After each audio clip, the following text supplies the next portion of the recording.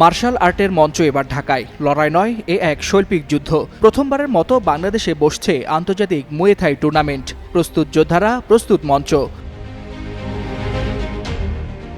বাংলাদেশে প্রথমবারের মতো আয়োজিত হচ্ছে আন্তর্জাতিক মুয়ে থাই প্রতিযোগিতা। নাম দেওয়া হয়েছে ডাবল হর্স নকআউট 001, যার আয়োজক যমুনা গ্রুপ। স্থান ঢাকার চেনা প্রাঙ্গণ বাংলাদেশ চীনমৈত্রী সম্মেলন কেন্দ্র।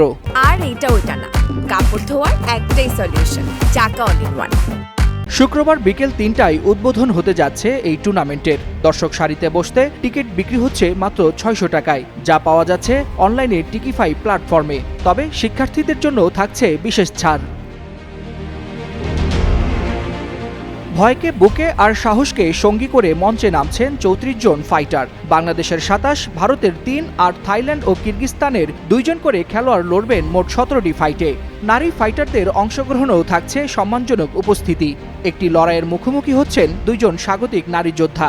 এই আসরে থাকছে পেশাদার ৫টি এবং অ্যামেচার ১২টি লড়াই। অ্যামেচার ফাইটে ৩ মিনিট করে ৩টি এবং পেশাদার লড়াইয়ে ৩ মিনিট করে ৫টি বাউট অনুষ্ঠিত হবে। বৃহস্পতিবার হোটেল হলিডে ইনে অনুষ্ঠিত এক সংবাদ সম্মেলনে এসব তথ্য জানান যমুনা গ্রুপের পরিচালক ইয়াসিন ইসলাম নাজেল। এ সময় সেখানে উপস্থিত ছিলেন ৪ দেশের ক্রীড়াবিদ এবং ক্রীড়াপ্রেমীরা। সংবাদ সম্মেলনে ছিলেন আয়োজক যমুনা গ্রুপের পরিচালক ইয়াসিন ইসলাম নাজেল। প্রথম আয়োজনেই ছিল তার আবেগ আর আত্মবিশ্বাস। বলেন, এটা শুধু খেলা নয়, আমাদের সাহসিকতার ইতিহাস। ইয়াসিন ইসলামের কণ্ঠে যেন প্রতিশ্রুতির ধ্বনি। এটা সবেমাত্র শুরু। আগামী ১০ বছর এই লিগ চলবে নিয়মিত। আমিও অফকোর্স লাস্ট 6-7 ইয়ার্স ধরে মুই থাই প্র্যাকটিস করি এবং বিভিন্ন রকমের মার্শাল আর্টস দেখি।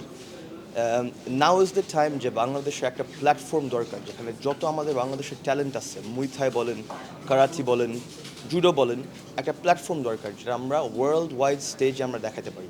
সো বেসিক্যালি এটা হবে এখন আমাদের ইনশাল্লাহ ফর দ্য নেক্সট 3-4-10 জেনারেশনস, যে তখন দেখবে এই প্ল্যাটফর্ম, যখন আমাদের যত স্টার আছে এখন, ওরা দেখে চিন্তা করবে যে আমরা মুই থাই মার্শাল আর্টস যেটাই হোক একটা ক্যারিয়ার প্যাথ হওয়ার জন্য।